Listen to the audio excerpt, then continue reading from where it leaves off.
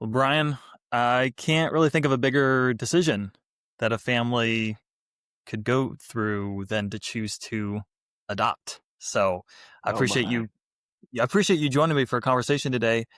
I really want to know from your perspective, your family's adoption story, what it can teach all of us about Mm. priorities, sacrifice, planning, but ultimately, I think the word I want to land on is faith. So, can you tell us a little bit about your family, your kids, and give us a brief overview of the story? Yeah, thanks for having me, Nate. I'm super excited to talk about this. I was asked by someone if you ever had a chance to write, what would you want to write about? My immediate answer is always adoption because it's such a powerful thing, but it's also so potent right in our lives as basically the centerpiece of our family story. So I have five kids. Four out of the five of my kids are adopted. My oldest child, Adriana, is adopted. Then my three youngest children, that would be Blake, Ashley, and Braxton, are also adopted. And then, of course, we have one biological child, Brent, who just turned 13 just last week, actually.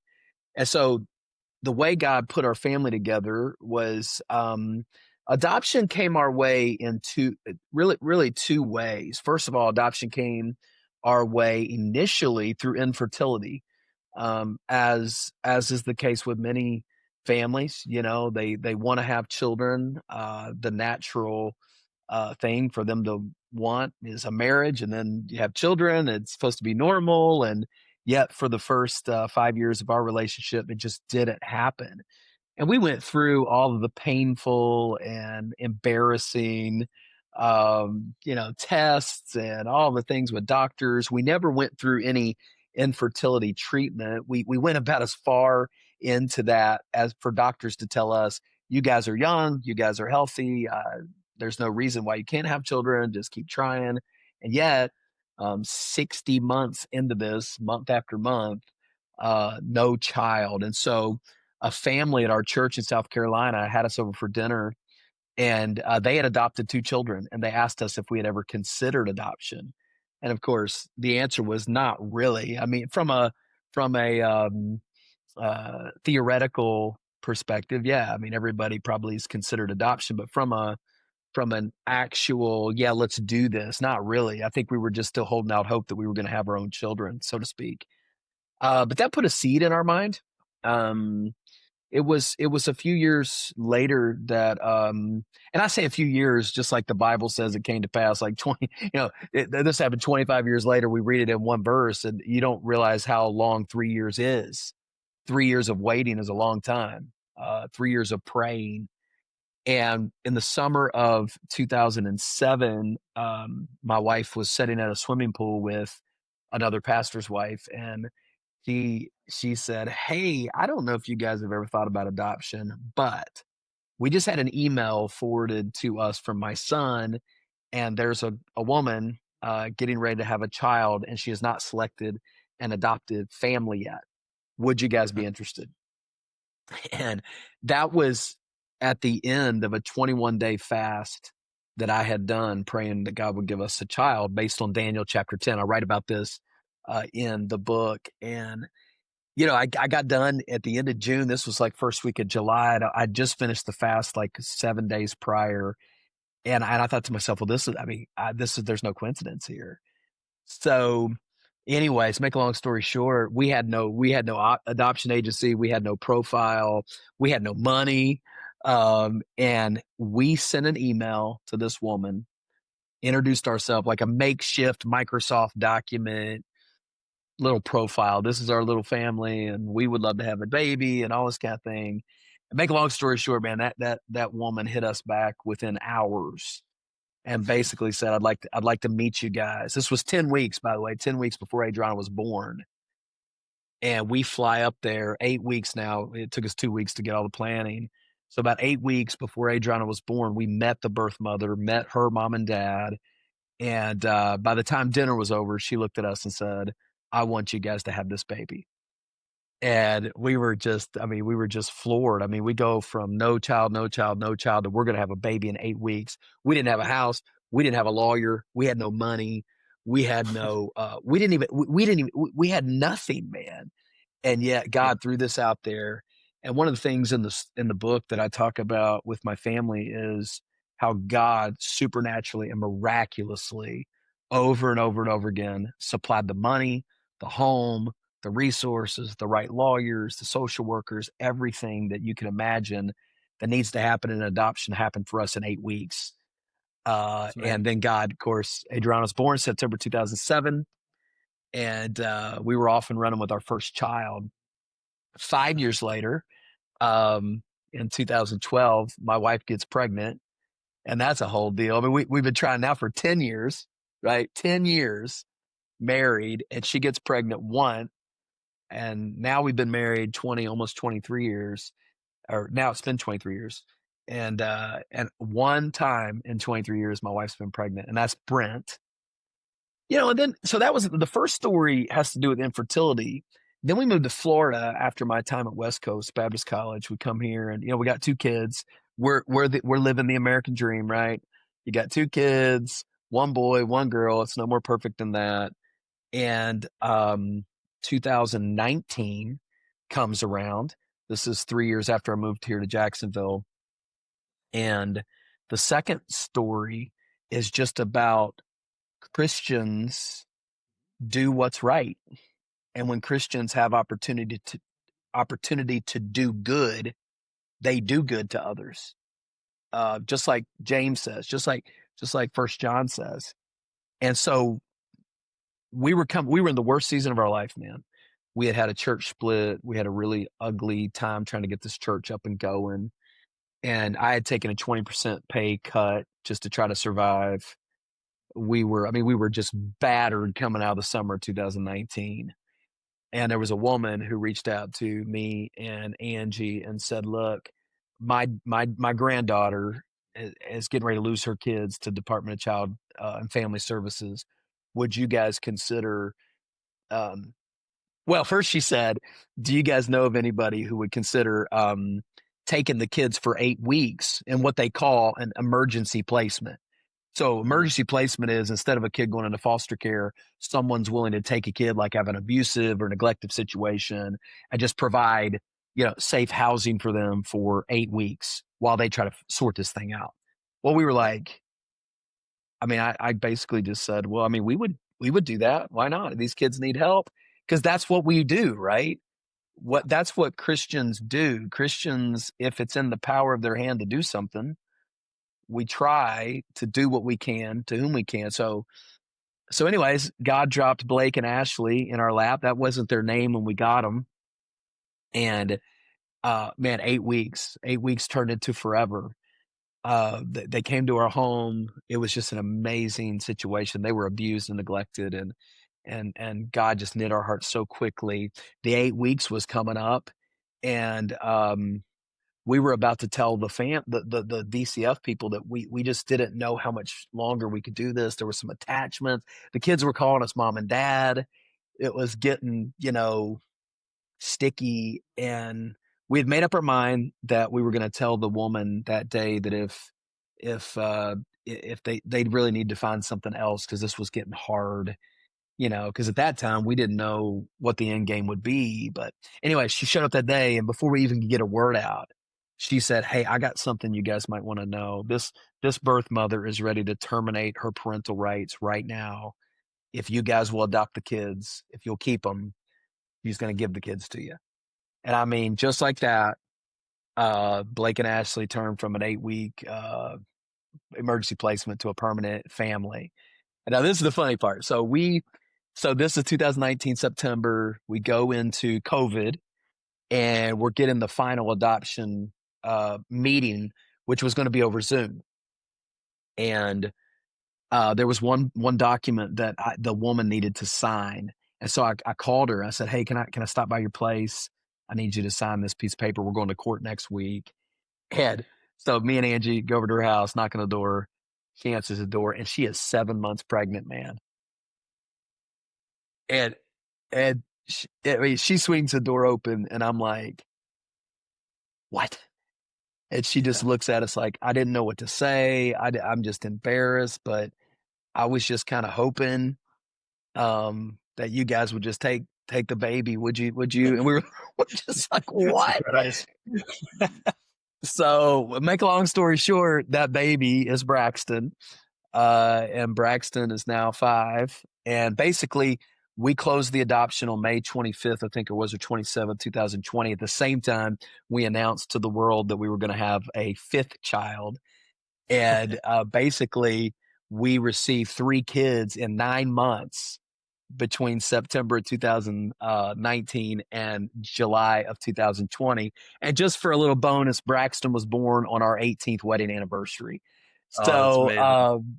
yeah, man, and literally, God, I'm telling you, man, he has just defined our family life through adoption.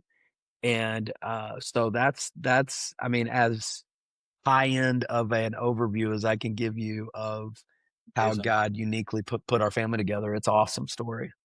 That's incredible. I so many thoughts, so many questions are pinging in my mind. But the adding 3 kids in 9 months. So we've got 3 kids. My brother Josh, he has 2, and every now and then, when we watch them, my wife and I will joke. We're like, "Can you imagine if we had 5?" Because the way the ages line up, it like they kind of fits. Like you got 5 kids, kind of spaced out, and we're like, "Yeah, no, no, I can't imagine." So going from 2 to 5 in that span of time, I mean, that is crazy. I got to meet your kids. I had met Mm, Adriana before, but all your younger ones, we were out there a few months ago, and I had my son Judah, and Judah and Blake became buddies real quick, and they're 100%, sweet man, kids, 100%. and it's just Yeah. it's an amazing story. And back to your story about Adriana and how that all worked out. I mean, talking to friends who have gone through the adoption process, I mean, that is not normal that it just boom falls into place. I mean, for so many couples that want to adopt, it is a long and painful process, especially if you're going Yep. through the foster to adopt system. So it's just amazing how God brought all those circumstances around. Because because I'm sitting in this lane of finances, but I always want to intersect finances in with faith and with how we live out our values when it comes to finances.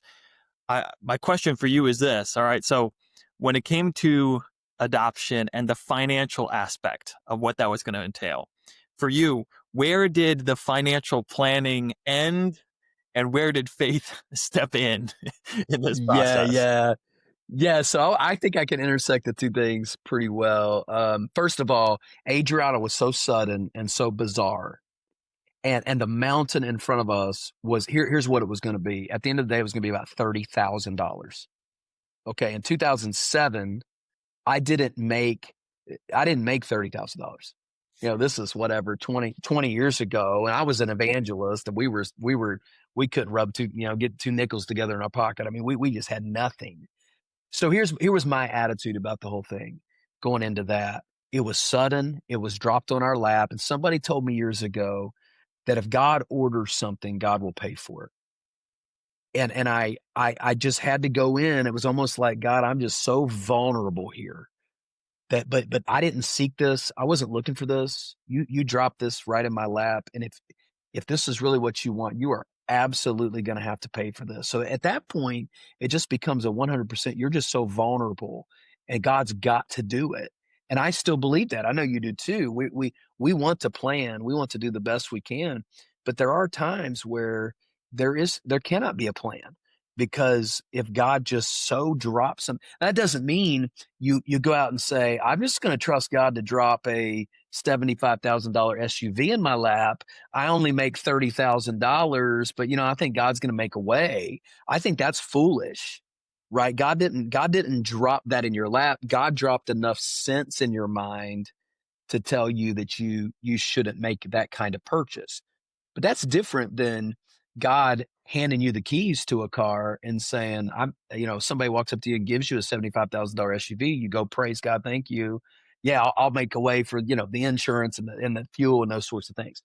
But man, when you're 8 weeks out from a birth and you're facing $30,000, The only thing that you can do, at least at that time for me, because I didn't have the money, we were so new, was just say, God, you've got to do this. And I believe it's chapter 3 of my book, details the miracles. I'm telling you, Nate, time after time after time after time again, huge gifts. I mean, Red Seas parting, God absolutely provided every penny of it. Every penny of it was completely paid for, and most of it was from an anonymous source. To the flip side, what I would tell people is this: there's two ways to do adoption. There's the traditional, what you're describing, which is basically go through an adoption agency, try to make a match. You're paying for matchmaking services. You're looking at $30,000 plus. If it's international, it could be a lot more. Mhm. There's also word of mouth, what we call word of mouth private adoption, which is significantly cheaper. You end up paying lawyer fees is what it basically boils down to, and that can be between the $5,000 and $10,000 range in the right scenario. What could a person do right now? Let's say somebody's out there and they are like, I really want to adopt. I want a baby. We don't have a baby. What can we do? Here's what I would tell you to do. Number one, I would tell you to get a home study. Get a home study I mean, depends on where you live. I'm guessing somewhere around $1,500 to $2,000. Get a home study, and home studies are good for a year. That's called basically positioning yourself. Because let's say somebody stopped by your house today, Nate, dropped the baby off on your front doorstep. Well, you're going to be taking that baby to a fire department. Okay, you're not in a position to keep the baby, although your family's great and although that you're just not legally ready to take a child. A legal home study is the way to ensure that you are able. You don't Mm. have to have an adoption agency. All you got to do is have a mother who wants you to take their baby. And the way that you can be legally in a position to do that is to get a home study. So I would advise anybody to reach out. The second thing I would advise you to do is to start saving some. I mean, it could be anything. Man, for crying out loud, we'll go. Nate, people won't think twice about going out and financing a $50,000 car.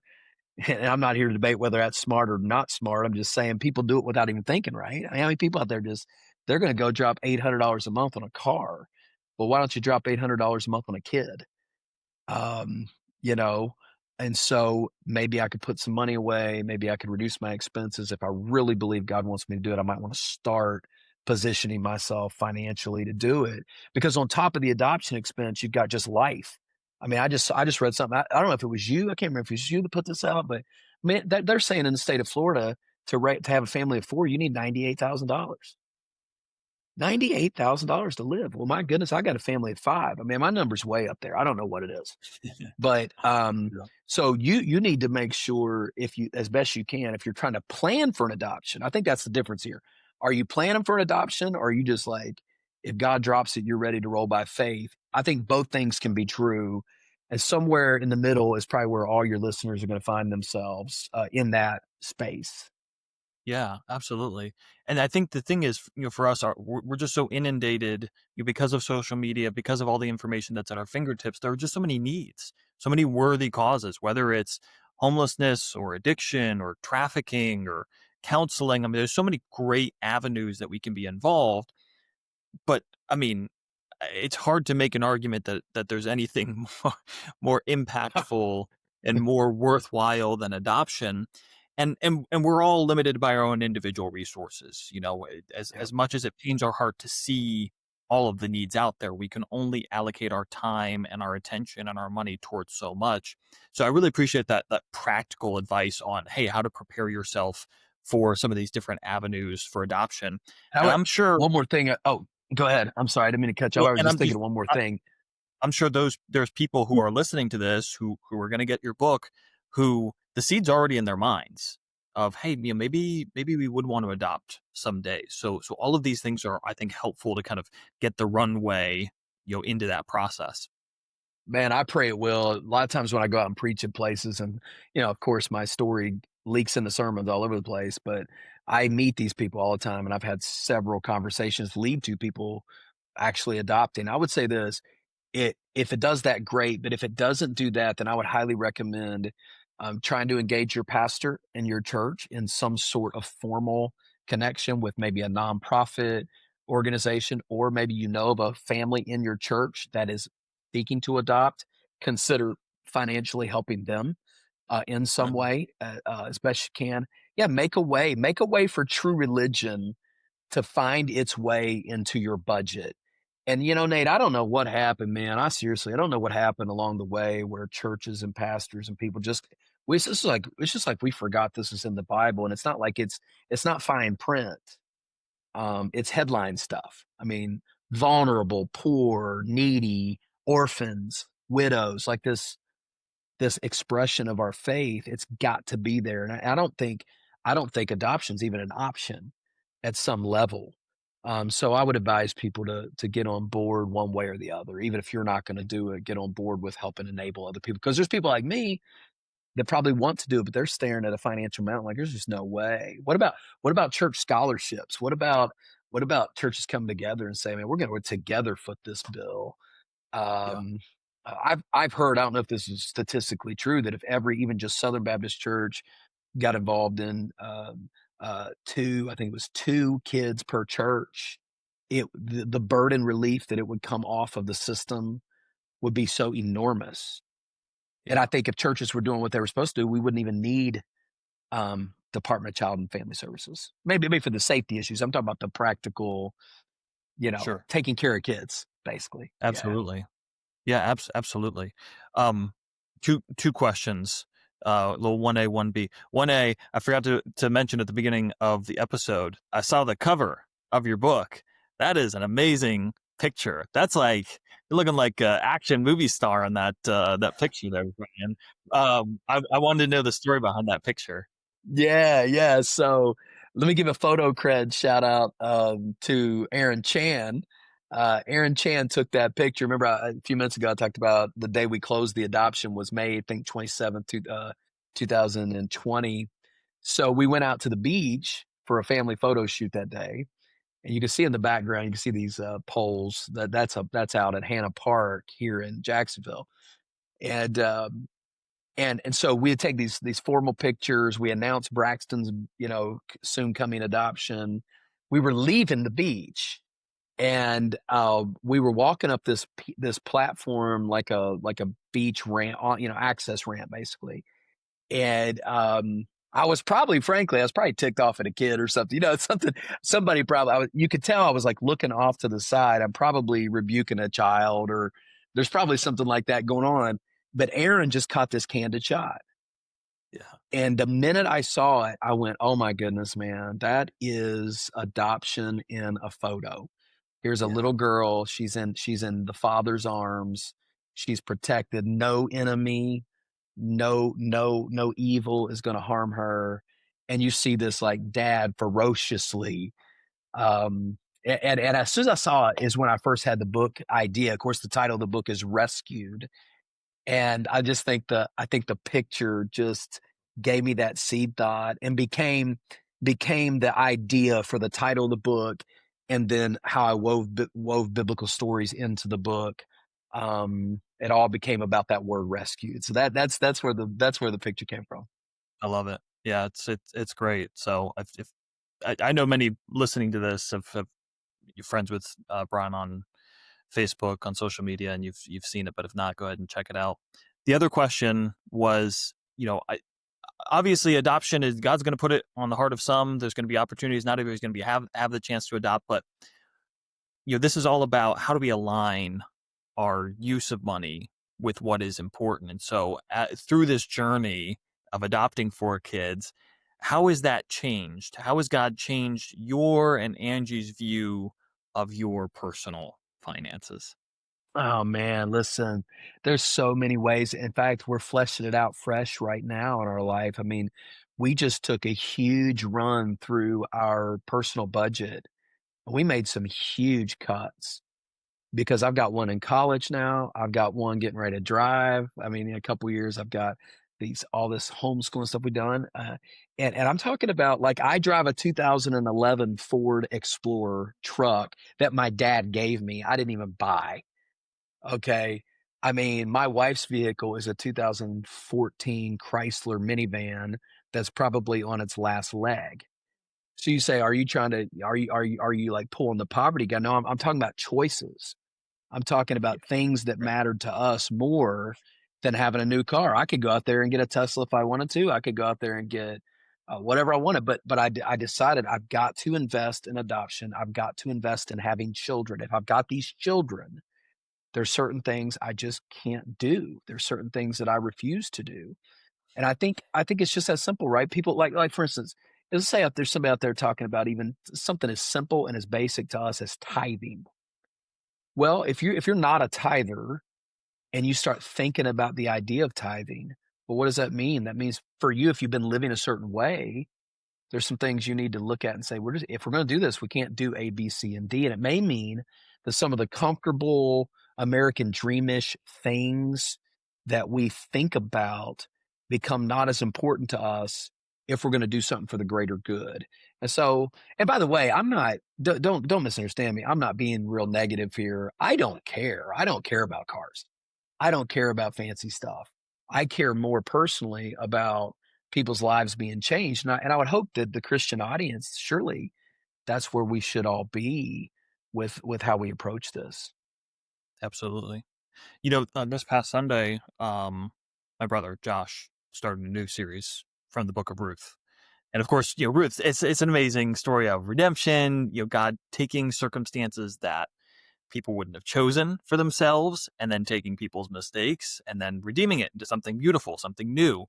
And as Josh was making that point, I immediately thought about your story because that's exactly what it is. It's God taking circumstances that you wouldn't have chosen for yourself, a struggle to have your own biological children, and then you couple that with some really bad mistakes and shortfallings of other people that led to these kids needing to be adopted.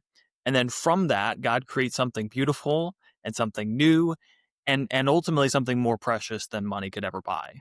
And I think that's the Mm, amazing thing about when we really get to the heart of the purpose, the role of money in our lives, it allows us to see things that are, to your point, much more worthwhile absolutely. than the unique Hey, core. one little, Right. I Yeah. know Josh is going to get to this, but one interesting thing about Ruth that ties in here is when Ruth goes out to glean in chapter 2.